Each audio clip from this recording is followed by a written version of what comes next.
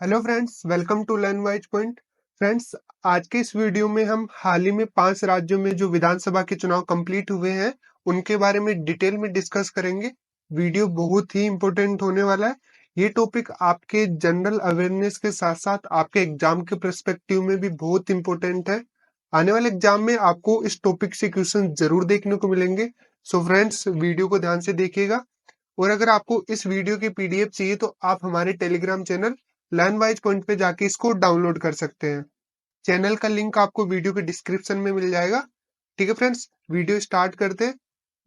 Friends, यहाँ पे हम पांचों राज्यों को डिटेल में डिस्कस करेंगे।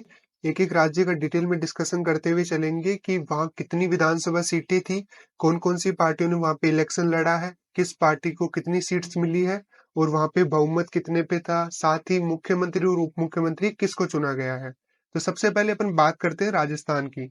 फ्रेंड्स, राजस्थान की बात करें तो राजस्थान में कुल विधानसभा सीटें 200 थी। इस बार का जो इलेक्शन हुआ है वो इसकी 16वीं विधानसभा के लिए हुआ है। फ्रेंड्स, आप इसकी विधानसभा का जरूर ध्यान रखिएगा कि इस बार का जो इलेक्शन हुआ है वो कौन सी विधानसभा के लिए हुआ है। तो इस बार का इलेक्शन 16वीं विधानसभा के लिए हुआ था। ये इलेक्शन 200 सीटों के लिए था, पर एक कांग्रेस प्रत्याशी की डेथ हो जाने के कारण ये इलेक्शन सिर्फ 199 सीटों के लिए हुआ है, जो 25 नवंबर 2023 को संपन्न हुआ। इस साल के विधानसभा चुनाव में मतदान प्रतिशत की बात करें तो इस साल में मतदान प्रतिशत 74.13% रहा है, जो काफी अच्छा रहा है बाकी राज्यों के मुकाबले। बात करें सर, अपन यहाँ पे पिछली गवर्नमेंट की भी बात कर लेते हैं कि पहले कौन सी गवर्नमेंट थी। तो पिछली गवर्नमेंट की बात करें तो 15वीं विधानसभा में चुनाव 2 दिसंबर 2018 में इसके इलेक्शन हुए थे, जिसमें भारतीय राष्ट्रीय कांग्रेस विजेता रही थी और अशोक गहलोत के नेतृत्व में इन्होंने सरकार बनाई थी। इस बार का जो परिणाम है वो 3 दिसंबर 2023 को आया, जिसमें कुल 199 सीटों में से भारतीय जनता पार्टी 115 सीटें जीतने में कामयाब रही। भारतीय राष्ट्रीय कांग्रेस 69 सीटें जीती और अन्य दलों ने भी 7 सीटें जीती हैं। फ्रेंड्स, यहाँ पे अगर आप देखोगे तो बहुमत के लिए कुल 100 सीटों की जरूरत थी, तो भारतीय जनता पार्टी अपनी पूर्ण बहुमत से सरकार बनाने में सफल रही है। भारतीय जनता पार्टी ने अपनी सरकार बना ली है। तो भारतीय जनता पार्टी ने यहाँ पे मुख्यमंत्री और उप मुख्यमंत्री दोनों यहाँ पे बनाए हैं। फ्रेंड्स, आपको यहाँ पे मैं एक चीज क्लियर कर देना चाहता हूँ कि उप मुख्यमंत्री का कॉन्स्टिट्यूशन में कोई प्रावधान नहीं है। ये गवर्नमेंट अपनी सुटेबिलिटी के हिसाब से उप मुख्यमंत्री का पद देती है। अदरवाइज कॉन्स्टिट्यूशन में इसके बारे में कोई वर्णन नहीं किया गया है। बात करें मुख्यमंत्री की तो इस बार राजस्थान के मुख्यमंत्री सांगानेर विधानसभा के विधायक भजनलाल शर्मा जी को मुख्यमंत्री चुना गया है। साथ ही उप मुख्यमंत्री की बात करें तो यहाँ पे 2 उप मुख्यमंत्री चुने गए हैं, दिया कुमारी और प्रेमचंद बैरवा। दिया कुमारी की बात करें तो दिया कुमारी विद्याधर विधानसभा क्षेत्र से थी और प्रेमचंद बैरवा दूदू विधानसभा क्षेत्र से थे। फ्रेंड्स, आप इनके नाम का ध्यान रखिएगा। आने वाले एग्जाम में आपसे डायरेक्ट क्वेश्चन पूछा जा सकता है इनके नाम को लेके। तो राजस्थान के मुख्यमंत्री जो बने हैं भजनलाल शर्मा, और जो उप मुख्यमंत्री है दिया कुमारी और प्रेमचंद बैरवा। आप इनकी फोटो देख सकते हैं। ठीक है फ्रेंड्स, आप इनके नाम का ध्यान रखिएगा। बात करते हैं नेक्स्ट स्टेट की। तो मध्य प्रदेश की बात करें तो मध्य प्रदेश में कुल विधानसभा सीटें थी वो थी 230। और इस बार का जो इलेक्शन हुआ है फ्रेंड्स वो हुआ है 16वीं विधानसभा के लिए। आप विधानसभा का ध्यान रखिएगा। इस बार यहाँ पे 230 सीटों के लिए जो इलेक्शन हुए वो 17 नवंबर 2023 को आयोजित किए गए थे। इस बार की विधानसभा के लिए जो मतदान प्रतिशत रहा वो 71.16% रहा है। बात करें पिछली गवर्नमेंट की तो फ्रेंड्स, आपको पिछली बार में मध्य प्रदेश में एक राजनीतिक घटनाक्रम भी देखने को मिला होगा, उसके बारे में भी अपन डिस्कस करेंगे। मध्य प्रदेश की जो 15वीं विधानसभा का जो कार्यकाल था वो 6 जनवरी 2024 को समाप्त होने जा रहा था। फ्रेंड्स, जो ये कार्यकाल के बारे में मैं आपको बता दूं कि कोई किसी भी विधानसभा का जो कार्यकाल डिसाइड होता है, जैसे इसका 6 जनवरी 2024 है, तो इसमें होता ये है कि आपको 6 जनवरी 2024 से पहले नए इलेक्शन करवाने हैं और नई सरकार बन जानी चाहिए। इसके बाद उससे बाद में नहीं होना चाहिए, उससे पहले पहले गवर्नमेंट बन जानी चाहिए। बात करें पिछले इलेक्शन की तो पिछला इलेक्शन 28 नवंबर 2018 को हुआ था। चुनाव के बाद में भारतीय राष्ट्रीय कांग्रेस ने कमलनाथ जी के नेतृत्व में अपनी सरकार बनाई थी। बट आपको यहाँ पे मैंने कहा था कि एक राजनीतिक घटनाक्रम हुआ था, जिसमें मार्च 2020 में कुछ विधायक ज्योतिराज सिंधिया के साथ में भाजपा में शामिल हो गए, जिससे कांग्रेस की गवर्नमेंट गिर गई और भारतीय जनता पार्टी ने शिवराज सिंह चौहान के नेतृत्व में वहां पे सरकार बनाई थी। तो आप इसके बारे में भी ध्यान ध्यान रखिएगा। यहाँ पर भी जो इलेक्शन का रिजल्ट है वो 3 दिसंबर 2023 को जारी किया गया, जिसमें कुल 230 सीटों में से 163 सीटें भारतीय जनता पार्टी, 66 सीटें भारतीय राष्ट्रीय कांग्रेस और अन्य ने 1 सीटें जीती है। तो यहाँ पे बहुमत के लिए 116 सीटों की आवश्यकता थी, तो भारतीय जनता पार्टी अपनी पूर्ण बहुमत के साथ सरकार बनाने में सफल रही। फ्रेंड्स, यहाँ पर भी भारतीय जनता पार्टी ने राजस्थान के ही बिहाफ पे मुख्यमंत्री और उप मुख्यमंत्री रखे हैं। मुख्यमंत्री की बात करें तो मुख्यमंत्री यहाँ पे मोहन यादव जी को बनाया गया है। फोटो आप इनकी देख सकते हैं। साथ ही उप मुख्यमंत्री की बात करें तो उप मुख्यमंत्री राजेंद्र शुक्ला और जगदीश देवड़ा को बनाया गया है। यहाँ पर भी फ्रेंड्स इन्होंने 2 उप मुख्यमंत्री बनाए हैं, तो आप इन सबका नाम ध्यान रखिएगा कि किसको मुख्यमंत्री बनाया गया और कौन उप मुख्यमंत्री बना है। फ्रेंड्स, इस साल में छत्तीसगढ़ स्टेट में भी इलेक्शन हुए हैं। छत्तीसगढ़ स्टेट की बात करें तो यहाँ पर 90 विधानसभा सीटों के लिए इलेक्शन हुए हैं। इसमें बात करें तो ये इसकी छठी विधानसभा के लिए इलेक्शन थे, जिसमें 90 सीटों के लिए विधानसभा का आयोजन किया गया है। फ्रेंड्स, यहाँ पे जो 90 सीटों के लिए इलेक्शन हुए हैं, वो 2 चरणों में किए गए हैं। पहला चरण जो है वो 7 नवंबर 2023 को हुआ, जिसमें 20 सीटों के लिए इलेक्शन हुए हैं। सेकंड चरण जो स्टार्ट किया गया वो 17 नवंबर 2023 को हुआ, जिसमें 70 सीटों के लिए इलेक्शन हुए हैं। इस बार के विधानसभा चुनाव में मतदान प्रतिशत है वो 76.31% रहा है, जो काफी अच्छा है। फ्रेंड्स, अगर पिछली गवर्नमेंट की बात करें तो यहाँ पे भारतीय राष्ट्रीय कांग्रेस थी, जिनमें भूपेश बघेल जी के नेतृत्व में उन्होंने सरकार बनाई थी। 5वीं विधानसभा का जो कार्यकाल था 3 जनवरी 2024 को समाप्त होने जा रहा था, अतः इससे पहले छत्तीसगढ़ की सभी विधानसभाओं पे चुनाव होना जरूरी था। बात करें इस बार के इलेक्शन रिजल्ट की, तो इलेक्शन रिजल्ट 3 दिसंबर 2023 को जारी किया गया, जिसमें 90 सीटों में से भारतीय जनता पार्टी 54 सीट जीतने में कामयाब रही। भारतीय राष्ट्रीय कांग्रेस 35 सीटें और अन्य दलों ने 1 सीट जीतने में सफलता हासिल की। फ्रेंड्स, यहाँ पे अगर आप बहुमत का देखोगे तो बहुमत 46 सीट चाहिए थी बहुमत के लिए, तो भारतीय जनता पार्टी सीधे सीधे अपनी पूर्ण बहुमत की सरकार बनाने में सफल रही। फ्रेंड्स, यहाँ पे बात करें तो मुख्यमंत्री और उप मुख्यमंत्री का फॉर्मूला बीजेपी ने यहाँ पर भी रखा है। मुख्यमंत्री की बात करें तो मुख्यमंत्री विष्णुदेव सहाय को चुना गया है। ठीक है फ्रेंड्स, आप इनका नाम ध्यान रखिएगा, आपसे डायरेक्ट क्वेश्चन पूछा जा सकता है। उप मुख्यमंत्री पे यहाँ पे 2 जनों को उप मुख्यमंत्री बनाया गया, जिसमें अरुण साहू और विजय शर्मा जी को उप मुख्यमंत्री के रूप में चुना है। तो आप इनके बारे में ध्यान रखिएगा। कि तेलंगाना स्टेट की बात करें तो तेलंगाना में इस बार के विधानसभा चुनाव 119 सीटों के लिए आयोजित किए गए। फ्रेंड्स, ये चुनाव इसकी तीसरी विधानसभा के लिए हुए हैं, जिसमें 119 सीटों के लिए 30 नवंबर 2023 को विधानसभा चुनाव का आयोजन किया गया। इस बार के मतदान प्रतिशत की बात करें तो इस बार मतदान प्रतिशत 63.99% रहा है। फ्रेंड्स, पिछली गवर्नमेंट की बात करें तो पिछली गवर्नमेंट का जो कार्यकाल था वो 16 जनवरी 2024 को समाप्त होने जा रहा था। और अगर पिछले इलेक्शन की बात करें तो पिछला इलेक्शन दिसंबर 2018 में हुआ था। ठीक है फ्रेंड्स, आप इसका ध्यान रखना। अभी बात करें तो अभी जो गवर्नमेंट थी वो थी तेलंगाना राष्ट्र समिति की, जिसका बाद में नाम बदल के भारत राष्ट्र समिति कर दिया गया था। फ्रेंड्स, आप ये ध्यान रखना, ये के चंद्रशेखर राव के नेतृत्व में इन्होंने पिछली बार गवर्नमेंट बनाई थी और अभी इस पार्टी के अध्यक्ष के चंद्रशेखर राव भी हैं।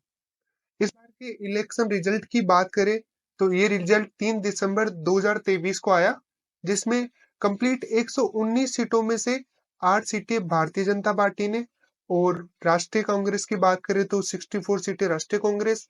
भारत राष्ट्र समिति की बात करें तो जिनकी अभी गवर्नमेंट थी उन्होंने 39 सीटें और अन्य ने 8 सीटें यहाँ पे जीती है। फ्रेंड्स, यहाँ पे बात करें तो पूर्ण बहुमत के लिए यहाँ पे 60 सीटों की जरूरत थी, तो सीधे सीधे भारतीय राष्ट्रीय कांग्रेस यहाँ पे अपनी पार्टी बनाने में सफल रही, मतलब अपनी पूर्ण बहुमत की सरकार बनाने में सफल रही है।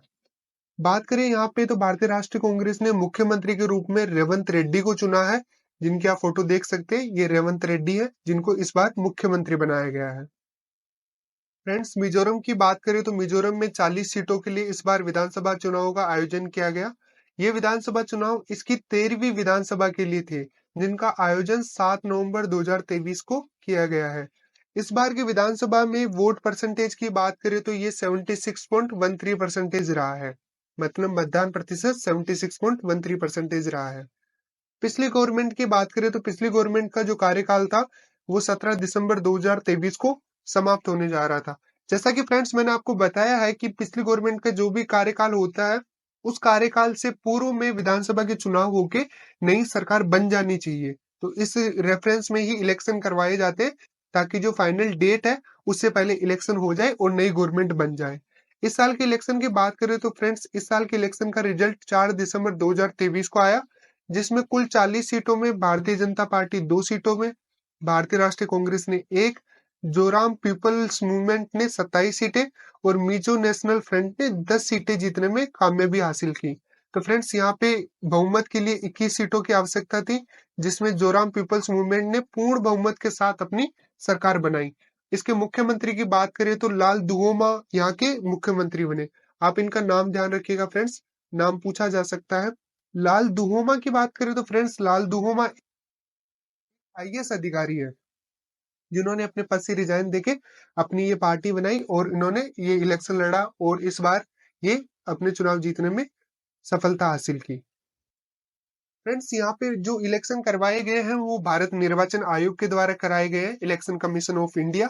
तो फ्रेंड्स, अपन यहाँ पे इसके इलेक्शन कमीशन इंडिया से रिलेटेड जो इंपॉर्टेंट पॉइंट्स या फैक्ट्स हैं उनके बारे में भी अपन डिस्कस कर लेते हैं।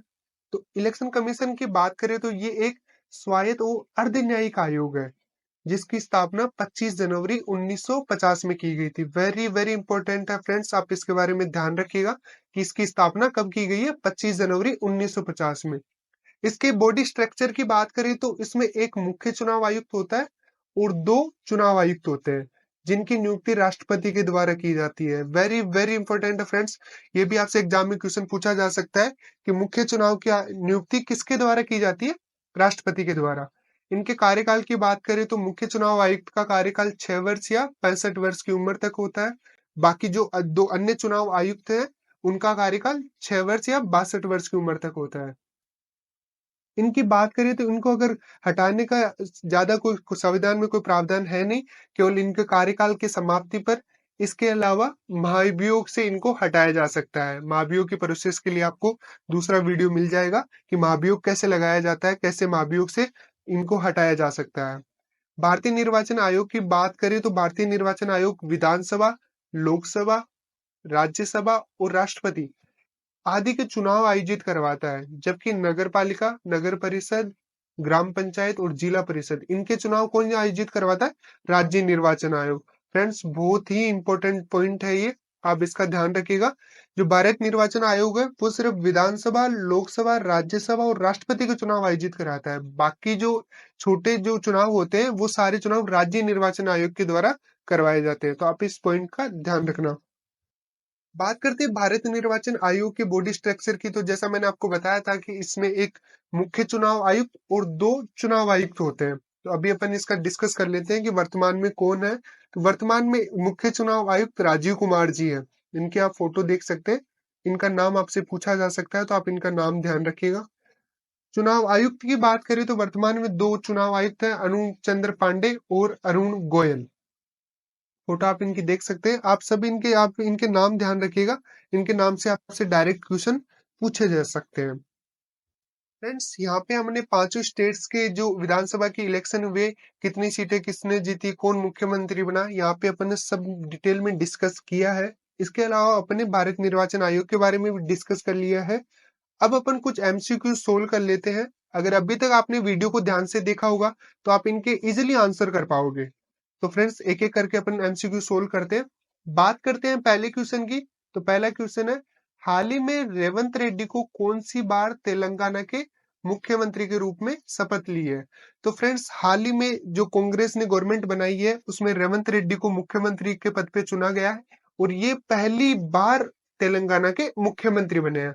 इससे पहले जो 2 बार की विधानसभा थी, क्योंकि आपको मैंने बताया था कि ये जो विधानसभा के इलेक्शन हुए हैं वो इसकी तीसरी विधानसभा के लिए हुए हैं।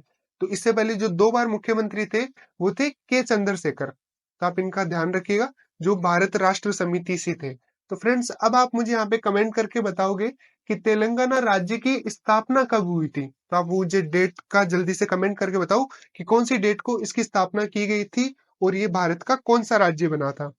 नेक्स्ट क्वेश्चन की बात करते हैं।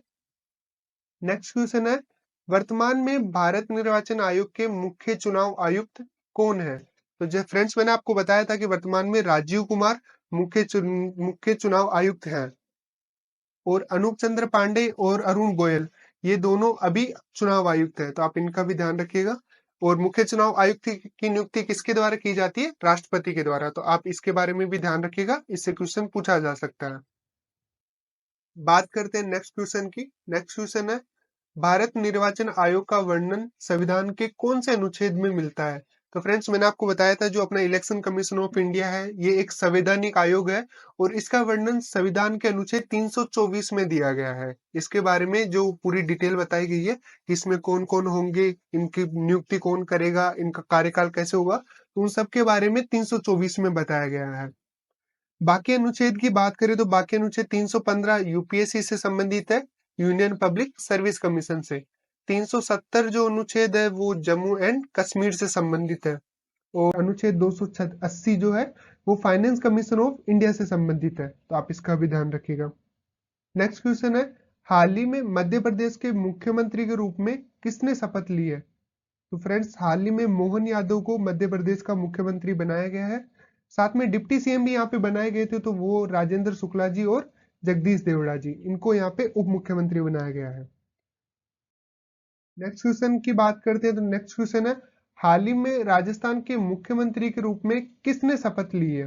तो फ्रेंड्स, हाल ही में भजन लाल शर्मा जो सांगानेर विधानसभा क्षेत्र से संबंधित थे, इनको राजस्थान का मुख्यमंत्री बनाया गया है। यहाँ पे डिप्टी सीएम का फॉर्मूला यहाँ पर भी रखा है, जिसमें दिया कुमारी और प्रेमचंद बैरवा को इन्होंने डिप्टी सीएम बनाया है।